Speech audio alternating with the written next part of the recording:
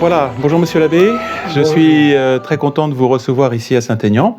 Pour nos auditeurs, vous allez donc vous présenter et nous parler de votre itinéraire. Donc je vous poserai des questions, je pense que nos auditeurs seront très intéressés par votre itinéraire de prêtre, un itinéraire assez peu commun. Voilà, je vous laisse un peu la parole, à vous. Oui, donc l'abbé Carton, je suis né dans le nord de la France, en Flandre-Maritime, à Malo-les-Bains. En 1967, j'ai une sœur, une famille très croyante, pratiquante, priante. Nous prions le chapelet chaque soir avant d'aller s'endormir.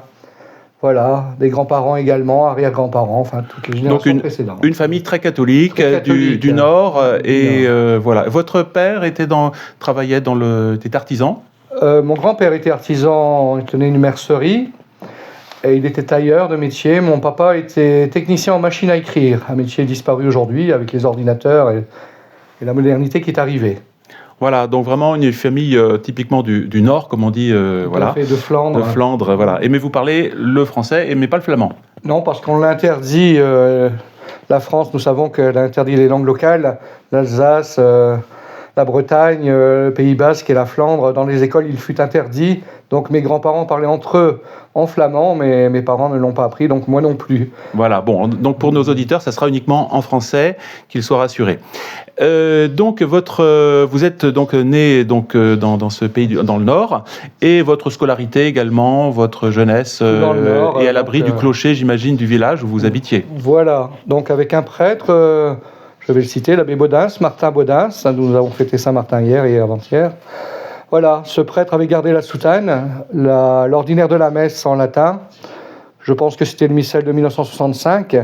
Et dès l'âge de 6 ans, j'ai voulu devenir enfant de chœur, et jusqu'à l'âge de 14 ans. Nous avons eu la chance d'avoir une catéchèse à l'époque telle qu'elle le fut donnée par Saint Pidis autrefois, avant tous les changements qui ont bouleversé notre paroisse. Oui, donc vous avez reçu ce qu'on appelle le vrai catéchisme traditionnel, voilà. Question-réponse. Question-réponse. Okay, voilà, ça c'est très important. On n'avait pas de dessin, du coloriage comme on le faisait. Ensuite, dès sa retraite, quand il a pris son arrêt de fonction à l'âge de 75 ans, comme il se doit depuis le Concile Vatican II, est arrivé un farfelu moderniste qui a tout bouleversé en 15 jours de temps. 62, c'est-à-dire donc déjà 1981, et il a arrêté en 81. Oui. Ah non, 62, je n'étais pas encore de ce monde. Non. Je suis né en 67, donc voilà. Donc ce prêtre nous aimait beaucoup, il y avait encore la fête Dieu, les processions, les confessionnals avant. Il n'y avait pas de concélébration parce qu'il y avait un autre prêtre présent sur les lieux. Il y avait 2 messes où l'église était remplie. Aujourd'hui, ce n'est plus le cas. C'était donc, rappelez-nous, l'église de quel village? Alors, l'église Saint-Omer à Rexpoud, à 19 km de Dunkerque. Voilà, très bien. Et donc, l'idée de la vocation a commencé à germer, j'imagine, dans la jeunesse. Vous avez commencé à vous poser des questions. Mon grand-père mettait des petits autels où je célébrais la messe, un peu comme le Saint-Curé d'Ars, que j'aime beaucoup. Donc, ça m'a donné l'idée déjà à l'époque, dès l'âge de 6 ans, à peu près, aussi loin que mes souvenirs remontent, une dévotion mariale aussi, puisque mon grand-père, ancien combattant et prisonnier de guerre, avait ramené une petite statue de Notre-Dame de Lourdes et Sainte-Bernadette. Avec mon papa, j'ai voulu faire une chapelle dans le jardin, petite chapelle, un petit oratoire, où je pouvais célébrer la messe. On mettait un banc, et la messe traditionnelle. Oui, c'est ça. Donc vous ne connaissiez, un peu. C'était la messe plus ou moins traditionnelle déjà. Voilà. Oui, bon. Donc familiarisé avec la vie liturgique et tout ça. Donc petit à petit germe en vous ce désir de servir Dieu dans le sacerdoce. Oui, par rapport au service à l'autel, prime la Sainte Messe, où on avait encore un langage à l'époque traditionnel. Et une famille. Alors quand ça a changé en 1981, mes parents, on est allé dans un autre village où le prêtre aussi avait gardé la soutane, son béret, son solex, très... Oui, voilà, le prêtre d'autrefois, le prêtre de toujours, le prêtre qui était apprécié par les gens du village et qui était lui-même proche des fidèles. Et oui, donc déjà faire des choix un peu difficiles, donc quitter sa paroisse, ne pas rester figé, chez vous malgré l'évolution. Et puis donc, du coup, là, c'est ça. Et alors, suite à ça, qu'est-ce qui s'est passé chez vous? Donc, qu'est-ce que vous avez fait? Donc, à l'âge de 18 ans, après une scolarité un peu tumultueuse, en raison des ennuis de santé, comme ma maman, asthmatique, un peu chétif à l'époque, ça a bien changé.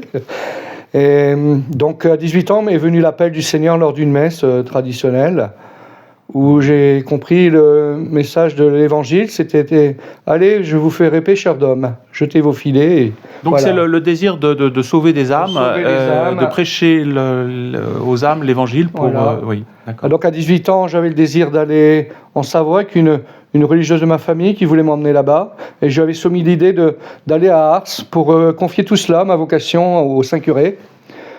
Et le Saint-Curé d'Ars disait souvent que le prêtre n'avait pas fait pour lui-même, mais pour les autres. Et de gagner des âmes au bon Dieu, c'était son but. Et c'est ce que j'avais compris, ce que je voulais faire. Voilà, donc vraiment un appel de Dieu très, très marqué, et puis sous l'influence du Saint-Curé d'Ars. Donc ça, c'est un beau signe. Voilà, et alors racontez-nous la suite. Alors, à 18 ans, je suis rentré dans le service des vocations du diocèse. Un peu naïf à l'époque, je ne pensais pas que l'Église avait traversé une crise aussi importante.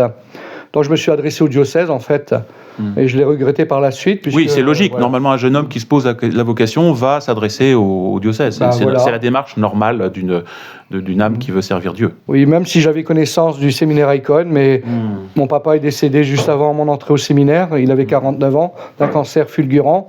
Ma maman n'avait jamais travaillé, donc on n'avait pas non plus les moyens.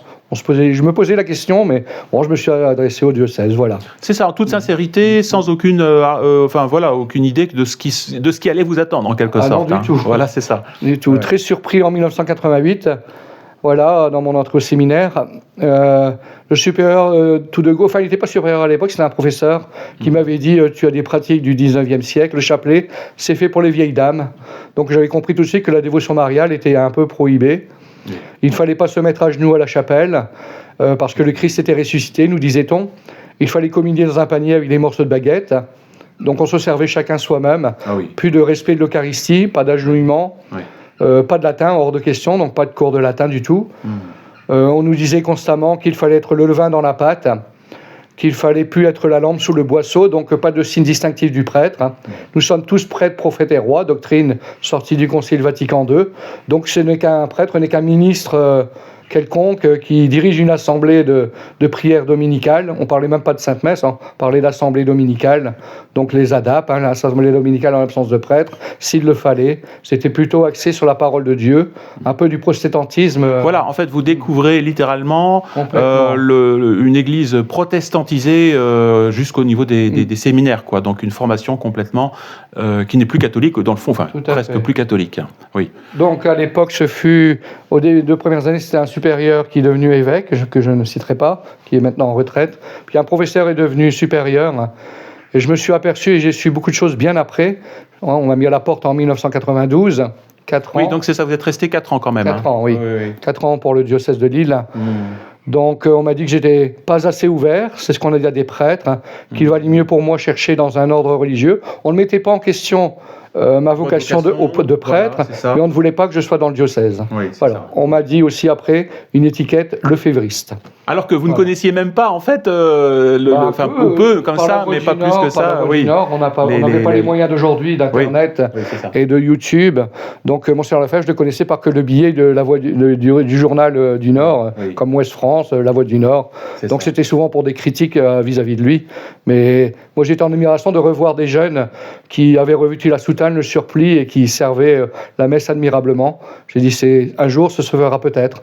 Mais voilà. Donc c'est sûr que votre itinéraire n'est pas celui d'un catholique qui était déjà dans la tradition, un jeune homme qui est né dans une famille traditionnelle et qui va du coup naturellement rentrer à Icône ou voilà à l'époque. Et donc là c'était plutôt, je dirais, un cursus diocésain un peu classique.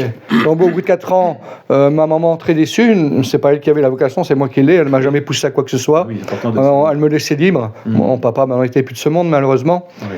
Et je me suis un peu rebiffé, non pas en abandonnant la foi ni la prière, le chapelet, je pense, et le rosaire récité par mes grands-parents, arrière-grands-parents et parents a sauvé ma foi, la foi que j'ai gardée malgré tout ce que j'ai vu. Oui, en fait, déjà, donc, vous étiez un petit peu, il y a les idées modernes, vous avez un peu, en pratique, vous avez un peu contaminé déjà par l'esprit du séminaire. Oui. Déjà un peu, oui. L'influence, oui. Il y a une certaine influence, mais en même temps, je n'étais pas d'accord avec tout ce qui se disait. Oui. Qu'il fallait plus être l'homme du sacré, surtout pas, le prêtre n'est pas l'homme du sacré, on nous disait. Alors il y avait les EFMO, équipe de formation au monde ouvrier, c'était très marxiste, très socialiste, l'action française marquée dans le diocèse de Lille avait fait que c'était des animateurs sociaux, mais ce n'étaient plus des prêtres qu'on le voulait, les hommes du sacré, de la prière et de la sanctification du peuple de Dieu. Oui, en fait, on forme des animateurs du monde moderne, sociaux. Tout à fait. Donc il fallait à la limite épouser une dame et il fallait épouser ce que les gens faisaient dans le monde. Donc se confondre dans la masse, quoi. Voilà. Et vous m'avez parlé justement tout à l'heure de choses vraiment très, très scandaleuses, au-delà même des questions doctrinales, des questions de morale que vous avez connues donc, dans le cadre du séminaire. Dans le cadre du séminaire, qui ont été cachés par l'évêque de l'époque, qui fut président de la conférence des évêques de France d'ailleurs. Tout ça a été caché pour sauver l'Église, c'est-à-dire que le supérieur avait des... Plutôt sauver les apparences. Sauver les apparences, oui.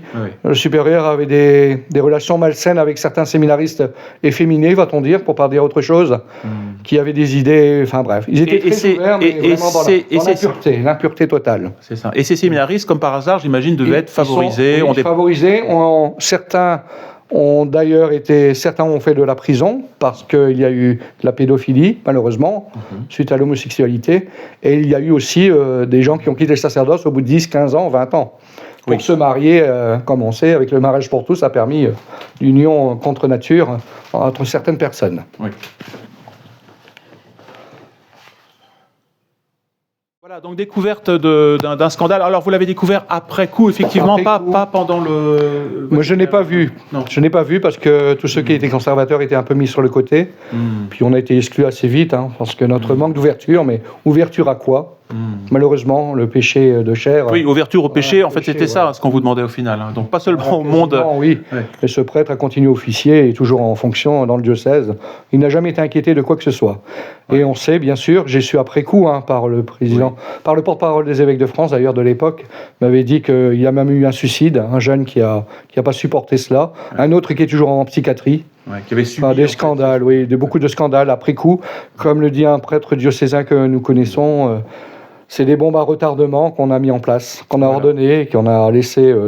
Voilà, donc là, je pense qu'on peut parler d'infiltration de personnes qui n'avaient rien à faire dans ces séminaires et tout cela. Alors, racontez-nous un peu la suite, un peu. Donc, 4 ans, ça nous mène à 92, c'est ça ? 92, donc 93, je suis un petit peu surveillant de lycée.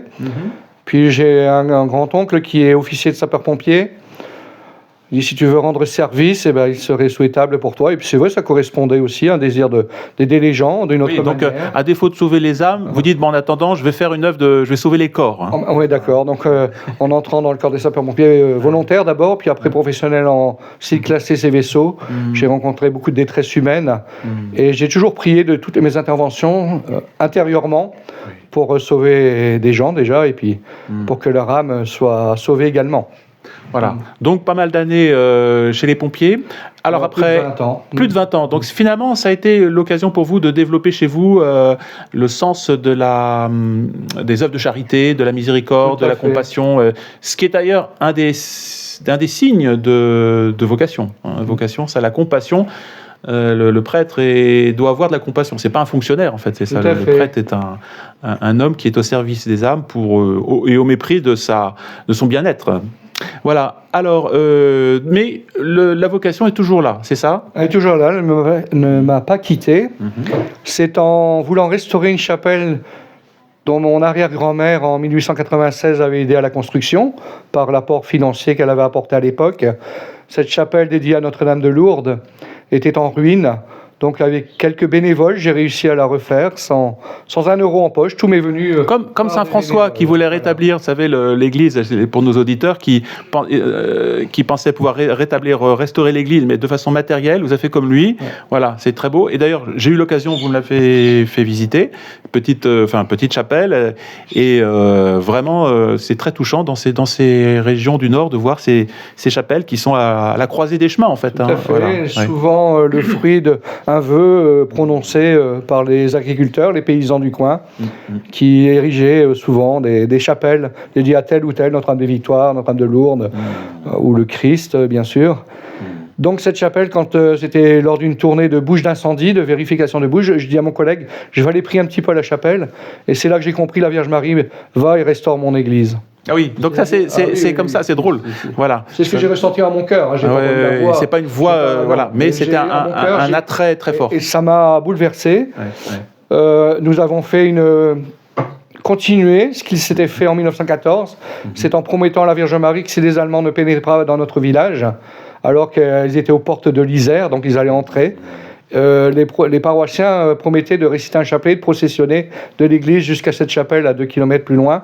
Et ça a été fait, ça a continué dans le temps, même pendant la Deuxième Guerre mondiale, ça a pu se réaliser. Donc cette promesse a été tenue et des fruits en sont venus, puisque 400 personnes étaient là à une messe après pour la réinauguration. Voilà. Voilà, donc un grand moment pour Rexpoud, hein, c'est ça. C'était donc cette chapelle se trouvait donc non loin de Rexpoud. Hein, oui, tout à fait, à 2 km à peu près. Donc l'inauguration a été faite en septembre 2009. Nous avions commencé les travaux en mai 2009. Tout s'est bien réalisé en temps et en heure. Très bien. Le 14 septembre, nous avons pu inaugurer à nouveau cette chapelle en présence de nombreux fidèles. Très bien. Voilà. Et suite à quoi après? Alors, une dame est venue me trouver en disant « Il serait bien pour vous, puisque vous avez parlé à nouveau de vocation, vous êtes confié à la communauté. » Et j'ai été 9 fois de suite à San Damiano. Oh, vous avez fait le voyage donc un pèlerinage en bus avec une organisation chrétienne. Donc 9 samedis de chaque mois, durant 9 mois. Oui, donc vraiment, oui. Donc ça a pu me permettre de prier, de confier ça à la Très Sainte Vierge Marie. Et puis un prêtre ami diocésain m'a dit en mois d'octobre, venez à Lourdes, puisque c'est une chapelle dédiée à Notre-Dame de Lourdes, ce serait bien de faire le pèlerinage du Rosaire. Et puis de là, il me fait rencontrer l'ancien porte-parole des évêques de France qui me dit « Je dois vous dire une chose, Francis, vous êtes passé par une mauvaise période au séminaire de Lille. Je sais, pour avoir été votre père spirituel, que vous avez la vocation, et s'il le faut, avec le prêtre que je connaissais également, nous allons entreprendre de vous faire rencontrer le supérieur du séminaire d'Ars sur Formant, le village du Saint-Curé d'Ars. Oui, séminaire qui est connu pour être conservateur en France. Un peu conservateur. Oui. Donc ça vous redonnait espoir un peu là. Tout à fait. Donc fin septembre 2010, j'entre à nouveau au séminaire jusqu'en 2015 à Ars. Donc il y avait le thomisme, il y avait la métaphysique, il y avait vraiment une formation digne de ce nom. Donc comme à Lille, c'était quand même plus poussé, avec le latin, le grec, et ceux qui le voulaient, l'hébreu. Vie de prière, d'adoration, d'oraison le matin, de messe très tôt le matin. Donc apparemment, tout va bien. Piété, théologie, donc en apparence, tout va bien. Apparemment. Sauf là où ça bute, c'est les critiques qu'on pouvait faire au concile, là, non. Voilà, ça c'était, on n'acceptait pas, même les petites critiques. Petites critiques, et puis l'habit du prêtre, déjà, la tenue vestimentaire. Au diaconat, c'était le clergyman et non pas la soutane. Et bien sûr la messe. La messe Paul VI. Une fois par semaine, nous avions quand même la messe Paul VI en latin, Versus Deus, à peu près. Oui, oui, c'est ça. Et alors, donc ça... Pendant 2 ans, là, vous êtes resté... quelques années, fin 2010, juin 2015. On me dit, on ne comprend pas votre motivation. Il serait mieux pour votre épanouissement, le supérieur me dit cela, de voir Ecclesia Dei, puisque vous êtes quand même attaché à la messe traditionnelle et à la soutane, chose que dans les diocèses, on ne veut plus. Le supérieur me fait même une réflexion qui me semble tout à fait... surprenante, en disant que les gendarmes ne portent plus le tricorne sur la tête, ils ne sont plus à cheval, donc les gendarmes, c'est complètement absurde, parce que les gendarmes ont l'uniforme. Bon. Alors je lui rétorque que le directoire via ministère du prêtre du pape Benoît XVI, le jour de sa renonciation, distribué à l'Église universelle, demandait et rappelait l'utilité et la nécessité, l'obligation du port de la soutane. qui était un rempart aussi contre l'identité du prêtre. Là, il ne l'entendait pas de cette oreille. Et il me répond, n'est plus autant de Benoît XVI, maintenant c'est le pape François. Maintenant c'est pas François, donc Benoît, c'est fini. C'est terminé. Donc c'est là la preuve d'un modernisme que ce qu'un prédécesseur fait peut être balayé par l'autre ensuite. C'est ça. Depuis le Concile, c'est ça. C'est donc là, libéralisme. J'imagine donc une nouvelle déception. Voilà. Nouvelle déception. Je ne sais plus à quel saint me vouer. C'est ça. Et où frapper. Je me souviens avoir rencontré un prêtre issu des Légionnaires du Christ qui est entré aux Saints Apôtres, Fraternité des Saints Apôtres à Malines, Bruxelles. Oui. Où il loge dans une abbaye à Marche-les-Dames, près de Namur. Oui. Et les cours sont distribués au séminaire de Namur. Oui. Donc je rencontre l'évêque à ce moment-là. L'évêque donc de Namur. De Malines, Bruxelles. Malines, oui. Donc Monseigneur Léonard. Il accepte que je rentre en théologie, que je termine ma théologie au séminaire de Namur. Puis malheureusement, une nouvelle fois, déception, puisque fin 2015, début 2016, pour sa renonciation à l'âge de 75 ans, il s'en va. Et son successeur, Monseigneur de Quézel, en juin 2016... Voilà, donc pour ainsi dire, votre chemin de croix n'est pas encore fini. Non, n'est pas encore fini. C'est la dure montée, pour reprendre l'expression du bienheureux Père Pop, que vous connaissez, je pense. Tout à fait, voilà. Oui. Alors, voilà. Alors, il se passe des petites choses. Monseigneur Léonard ne me laisse pas tomber. On essaye de trouver un accord avec d'autres évêques français, dont Monseigneur Hayet, Monseigneur Minerat, à Dijon, un autre en Suisse, à Fribourg. Ils sont d'accord pour une réimplantation en France et en Suisse, mais le Vatican ne l'entend pas de cette oreille-là et dissout complètement la Fraternité des Saints Apôtres, sans possibilité de réhabilitation. Et dans l'impossibilité de récupérer ces séminaristes qui doivent retourner dans leur diocèse respectif. Voilà, c'est ça. Donc vraiment une déception terrible et voilà Très bien. Et donc de fin 2016-2017, je vais à Notre-Dame-du-Lot avec l'évêque qui a pris sa retraite là-bas pour de la réflexion, de la théologie, études, et puis je me retrouve plutôt au service des religieuses à faire le ménage. Quelques moments de pénitence. Et là, donc, pour nos auditeurs, donc là, vous n'êtes toujours pas vous n'avez pas reçu les ordres majeurs. Vous êtes rien. Parce que dans l'Église moderne, on accède à la cléricature avec le diaconat. Voilà. Donc il y a quelques petites choses, rites d'admission qui sont donnés normalement en première année de théologie. Mais moi, je n'ai rien reçu à l'époque. C'est ça. Très bien. Donc on me met à la fin de cette période, fin 2017. On me met en paroisse à Orange. Ça se passe pas très bien. Je me retrouve dans une pièce sombre, obscure. On me demande de travailler, d'étudier. Puis je m'aperçois que on attend que je m'en aille. Voilà. On me déçoit et voilà. Dans les entreprises, quand on veut faire partir quelqu'un, on le met dans un placard. À balai. Voilà, à balai. C'était exactement cela. Un laïc était venu me trouver en disant... Partez, trouvez-vous un évêque traditionnel et puis pour eux vous êtes trop classique et ils ne voudront pas de vous. C'est ça. Oui. Voilà. Donc je m'en vais, je contacte à ce moment-là un évêque, c'est des vacantistes dans la lignée de Monseigneur Tuc. Donc lui après m'avoir reçu, étudié un peu mon cas, avoir questionné sur beaucoup de points et de sujets dans l'Église, il accepte de donner tous les ordres mineurs. Donc ça va très vite. Mars 2018, ordre mineur, Pâques 2018, sous diaconat et 29 juin 2018, prêtrise. La prêtrise en 2018. D'accord. Bon, je m'aperçois un peu des dérives après ce coup en rentrant chez moi, puisque ma maman avait besoin de soins et ne pouvait plus y rester seule. Il me fallait me détacher de ce CD-vacantisme aussi qui aboutissait à une impasse. Oui, c'est ça. Donc vous vous rendez compte que là aussi, il y a quelque chose qui ne va pas, que ce n'est pas ecclésial complètement. Voilà. Alors je m'aperçois qu'entre le modernisme et le CD-vacantisme, il y a certainement un juste milieu. Et je me dis, qui peut m'aider ? Et je recevais de l'abbé Pivert beaucoup de documents qu'il faisait toutes les semaines. Et je me décide à le contacter 2020, au moment du Covid. Et lui, il dit, le mieux pour vous, c'est de contacter Monseigneur Williamson. Et à partir de ce moment-là, malgré tout le confinement qu'on a eu, cette dictature sanitaire qu'on a mis en place en France et dans le monde, Je suis reçu par téléphone par Monseigneur Williamson qui m'écoute longuement, qui me dit, un peu comme le curé d'Ars, à une pénitente qui se plaignait d'avoir beaucoup de croix. Eh bien, c'est pas. Vous voudriez être dans une boîte de coton, mais madame, c'est dans une boîte d'épines qu'il faut être, parce que pour aller au ciel, il faut passer par la croix. Voilà, on peut dire que votre boîte a été bien garnie. Hein, voilà.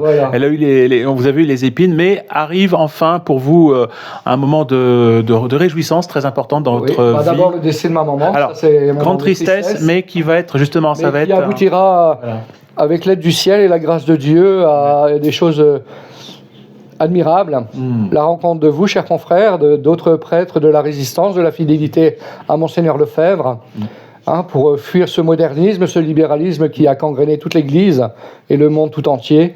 Donc c'est Monseigneur Williamson qui me donnera quelque chose d'admirable le 1er mai 2024, premier samedi du mois de mai, mois de Marie.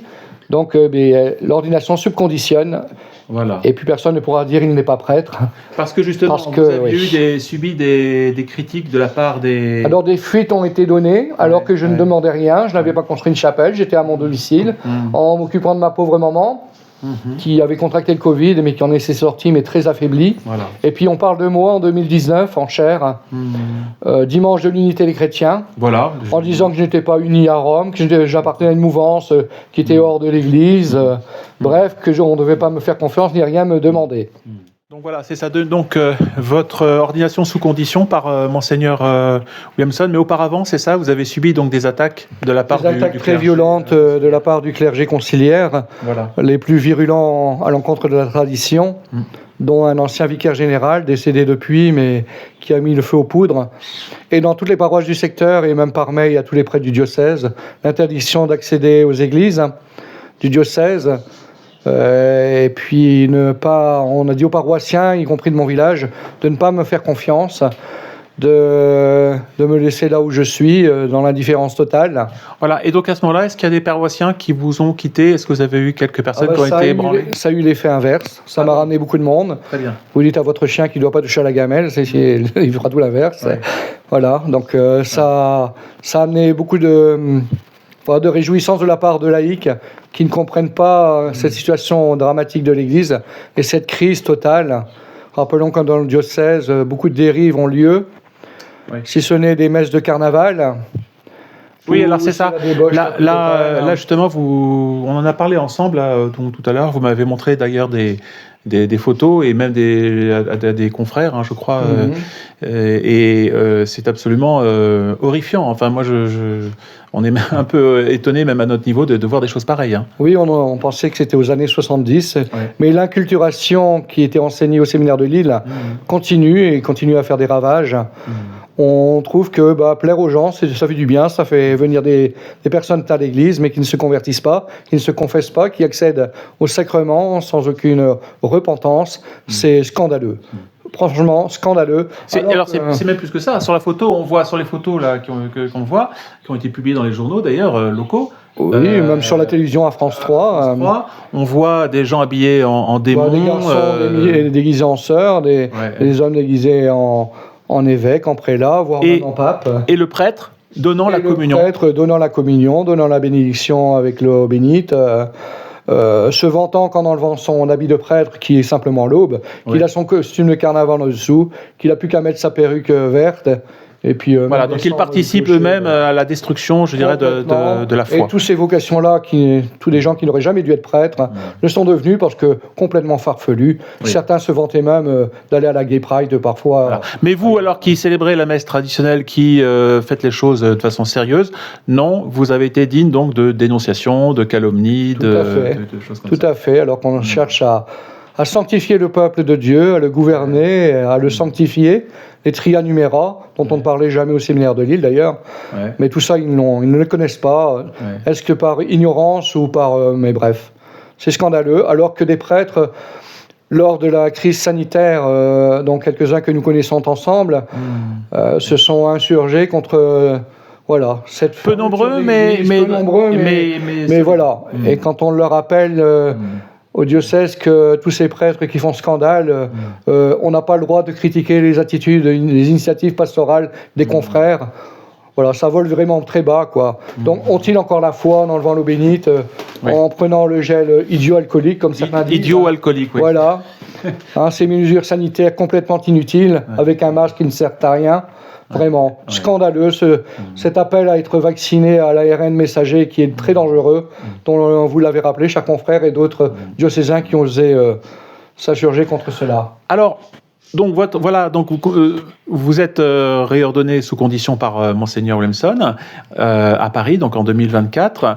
Oui. Et donc on pourrait dire que maintenant votre légitimité est complète, d'une certaine façon, dans le milieu de la tradition. Mais est-ce que votre accueil dans la tradition a été quand même, au sens large, je dis maintenant, a été favorable? Est-ce que vous pouvez nous en parler un petit peu? Alors, avec la résistance et la fidélité de ceux qui ont été exclus ou ont quitté d'eux-mêmes la fraternité sacerdotale Saint-Pédis, très bon accueil, un peu partout en France, de Lourdes à Namur, on va dire, les 4 coins de France. Et d'Asie aussi, parce que l'abbé Chazal... Tout à fait, l'abbé Chazal, avec son séminaire là-bas. Voilà. Oui, nous sommes aussi implantés dans différentes régions du monde. Ouais, c'est ça. Voilà, ça prend de l'ampleur, et c'est un combat de toujours, de celui de Monseigneur Lefebvre, notamment, de pour l'instant de ne pas s'allier à cette Rome moderniste, qui veut tous nous inclure dans ce Concile Vatican II, qui a mené à la perte de la foi dans de nombreuses âmes à travers l'histoire et le monde. Alors, vous nous avez parlé justement un petit peu de votre... à un moment, vous dites non, j'ai la fraternité Saint-Pédis, vous aviez pensé.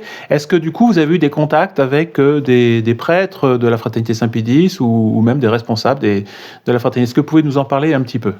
Oui, donc... à Croix, j'ai eu au téléphone en 2019, si mes souvenirs sont bons, le prêtre responsable, le prieur, qui m'a dit « j'ai pas de temps à perdre avec vous ». Prieur de Lille. Prieur de Lille, voilà.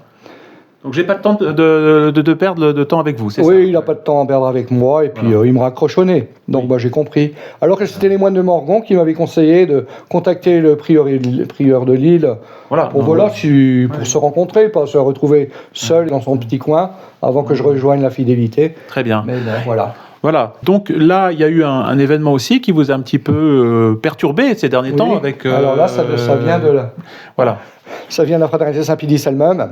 Ouais. En fait, les Amis du Sacré-Cœur m'informent, dont son représentant Jean, qu'un prieuré, enfin une chapelle en tout cas, celle historique, l'une des plus vieilles de France, à Tourcoing, ville où est né Monseigneur Lefebvre, Monsieur Liétard qui avait œuvré pour implanter une chapelle au service des fidèles de Tourcoing à Roubaix. Voilà, la fraternité Saint-Pédis avait annoncé au mois de juin qu'il n'y aurait plus de messe et qu'il laissait tomber ce lieu. Voilà, donc la chapelle devait être fermée. Fermée. Et M. Liétard qui avait œuvré pour la messe l'été chaud de 1976 avec Monseigneur Lefebvre. Donc son épouse, qui est toujours vivante, et sa fille étaient outrées. Beaucoup de gens ont été outrés de cette façon de faire cavalière, en annonçant cette fermeture sans avoir consulté les membres du bureau, puisque c'est une association Saint-Pédis privée qui n'a rien à voir normalement avec la fraternité Saint-Pédis. Rappelons aussi que ce sont des prêtres comme l'abbé Crespel, le père Duployer, des prêtres diocésains refoulés. Oui, c'est ça pour dire les choses. Donc c'est une chapelle qui avait été fondée et qui avait été desservie essentiellement, même uniquement, par des prêtres diocésains qui étaient fidèles à la fin de leur vie. Voilà, jusqu'à la messe. La fraternité Saint-Pédis est venue la desservir. Sur la fin, oui, c'est ça. Et sur la fin. Donc des tractations ont été faites. Ça partait d'un bon sentiment au départ. Ils étaient satisfaits, les membres. Voilà, vous parlez des membres, les membres de l'association qui gèrent du président, du trésorier qui est aussi secrétaire, et de quelques membres, dont la fille de M. Liétard, qui se réjouissait de pouvoir la passer et qui aurait une continuité. Bah, bien sûr. J'avais une petite appréhension, connaissant un peu ce qu'est la fraternité Saint-Pédis. C'est mon regard externe, mais c'est ce que je conçois, puisqu'à Lourdes, on m'avait fait part de certaines difficultés il y a une dizaine d'années. Donc voilà, je me suis dit, ça va peut-être pas se passer comme on le souhaite. Et effectivement, tout part avec des mails, des rencontres, et puis finalement, voilà. Finalement, ce qui s'est passé, c'est que donc les responsables de la fraternité Saint-Pédis au niveau France, donc l'abbé Peignot et puis l'abbé Carlian, ont fait pression sur les membres de l'association, pour résumer les choses, pour que, en tout cas, vous ne desserviez pas cette chapelle et que cette chapelle soit définitivement fermée. En disant un peu comme les modernistes, l'abbé Carton n'a pas de structure ecclésiale solide, de ce fait, il ne peut desservir Voilà, les fidèles de la chapelle. En gros, nous sommes les seuls à être sérieux et nous sommes capables de desservir cette chapelle. Donc maintenant qu'on s'en va, il n'y aura plus rien. En dehors de la fraternité Saint-Pédis, point de salut. Voilà. C'est l'entre-soi. C'est l'entre-soi, donc une grosse déception. Donc, le salut des âmes, le Salus Animarum, qui était très cher à Monseigneur Lefebvre. Là, vous avez découvert donc quelque chose d'un peu nouveau, une crise dans la crise, pour ainsi dire. Tout à fait. Donc, savoir que la tradition n'était pas exempte d'influence moderniste. Pour moi, un manque de charité totale. Alors voilà. Le salut des âmes est important. Quelques âmes ne vont plus aller à la messe parce qu'ils ne peuvent pas se déplacer ailleurs, sur l'île ou ailleurs. C'est ça. Donc, ils n'auront plus, ils ne seront pas desservis, quoi. Plus de dessertes, plus de messes sur Tourcoing. Bien, mais j'imagine que vous n'allez pas baisser les bras pour autant. Il ne faut pas se laisser abattre par des. Vous avez perdu une bataille, mais pas la guerre. Exactement. Donc, il y a des fidèles qui me soutiennent. Il y a des bons fidèles qui ont compris. Il y a des bons fidèles qui ont quitté l'Église conciliaire, qui n'ont jamais connu la fraternité Saint-Pédis. Voilà. Et puis voilà. Donc, votre idée, c'est ça, c'est que la résistance catholique a un rôle à jouer dans le nord de la France aussi. Tout à fait. Et donc, vous projetez, oui, notamment avec la famille du père Duployer, qui avait été abandonné par la fraternité Saint-Pédis, alors qu'il avait desservi une école, et dont les funérailles ont été faites par Monseigneur Faure, un évêque qui a été sacré par Monseigneur Williamson. Voilà, donc dans le nord. Et donc la famille qui avait hébergé ce prêtre abandonné se propose de construire une chapelle. Donc voilà, je ne dirais pas le lieu, mais pour l'instant, ça se met en place. Et puis c'est ça, donc une sorte de rassemblement des forces catholiques qui veulent résister au concile et la tourmente conciliaire pour faire quelque chose dans le nord, à la suite de Monseigneur Lefebvre et donc de Monseigneur Williamson. Alors racontez-nous aussi donc votre contact. Avec vos rapports avec Monseigneur Williamson, que vous avez donc connu et puis qui vous a donc confirmé dans votre sacerdoce, pour ainsi dire. Tout à fait.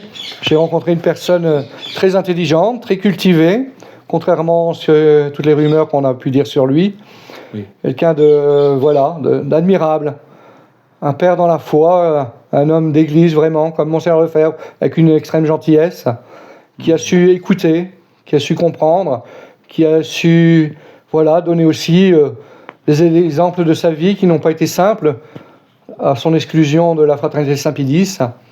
Mais maintenant vous comprenez son itinéraire. Je comprends son itinéraire. Qui est un peu le vôtre finalement. Et la défense de la foi qui parfois rencontre... le diable se sert de tout pour nous faire baisser les bras.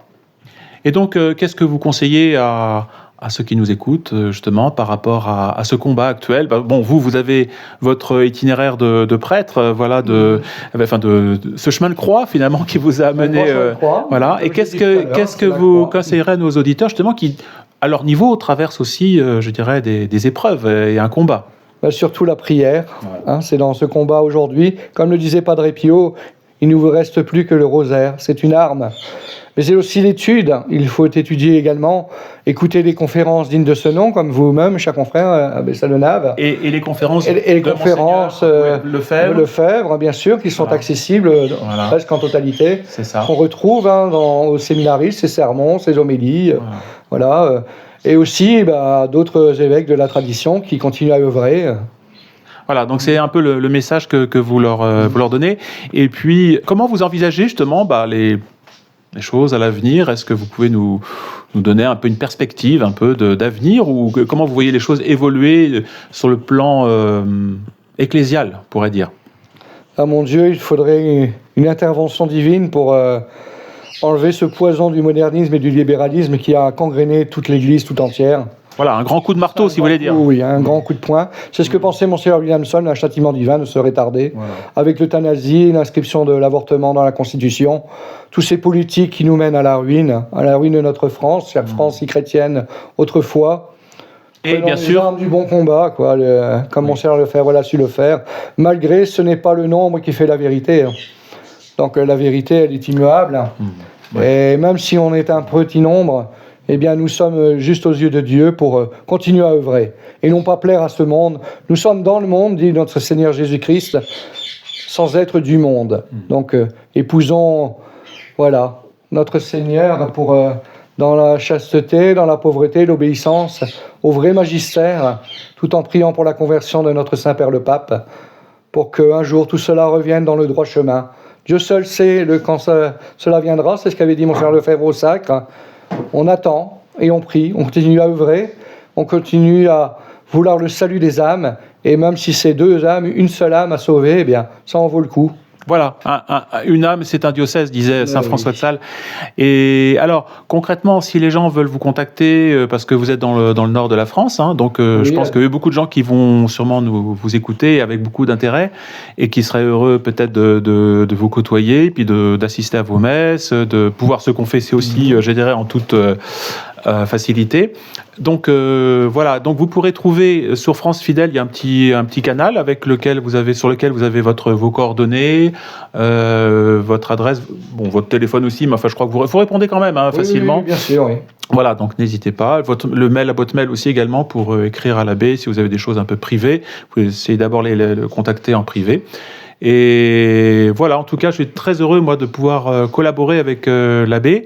L'abbé Carton, c'est une grande grâce, même pour nous, vous voyez, qui sommes des anciens autrefois de la Fraternité Saint-Pédis, de pouvoir retrouver un prêtre qui a eu un itinéraire finalement assez incroyable, on pourrait dire, tout à fait surnaturel. Et c'est désolant de voir que des confrères, autrefois, qui devaient être au service du sacerdoce, parce que c'était la mission de la Fraternité Saint-Pédis, d'être au service du sacerdoce, bien abandonner des prêtres qui, dans le diocèse, qui, bien justement, veulent bien faire, veulent progresser dans le combat, veulent connaître la tradition et tout ça. Donc c'est un peu triste de voir ça. Donc en tout cas, moi je suis très content de pouvoir faire votre connaissance et puis aussi de vous apporter ce que vous nous apportez votre exemple et nous apportons la théologie, l'enseignement, la liturgie. Voilà, et donc j'espère aussi que nous pourrons nous retrouver peut-être en janvier, février, c'est ça, on programme une petite journée de la fidélité dans le nord de la France. Voilà, tout le monde est bienvenu à cette journée. On vous donnera des avis pratiques pour pouvoir venir à cette journée. Voilà. Et puis donc, vivons dans l'espérance. Vous voyez, ces petits bastions là qui renaissent un peu partout, sont des signes que la foi chrétienne n'est pas morte et que pour revivre, elle a besoin de ces petits fortins dont vous êtes le représentant. Merci, Monsieur l'abbé. Et merci puis, au plaisir de vous retrouver.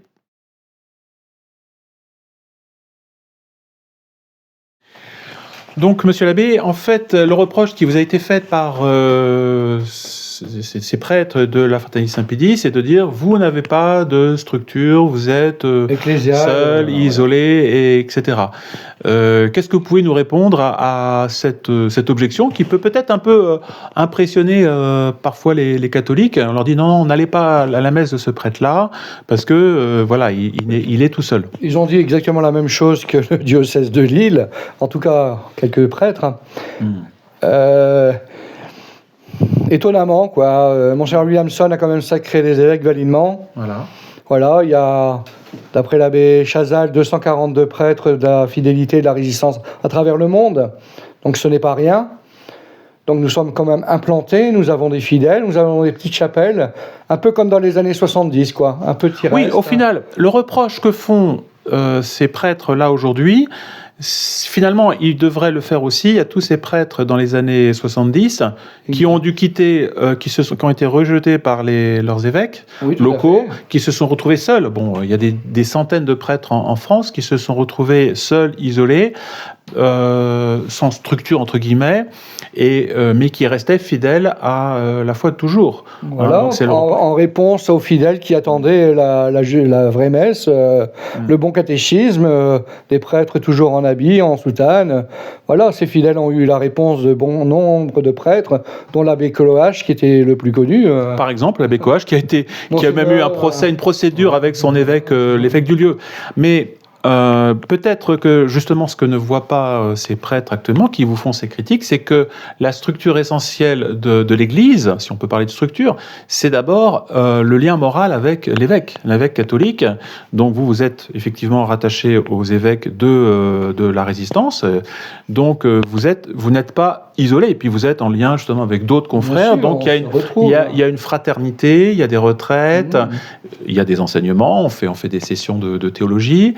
Donc il y a tout un contexte, voilà. Donc ces attaques qui vous ont été faites sont, moi je pense, enfin je tiens à le dire, parfaitement calomnieuses et ont pour but malheureusement un peu de détourner des gens qui de votre sacerdoce en fait. Hein. Exactement, lamentable.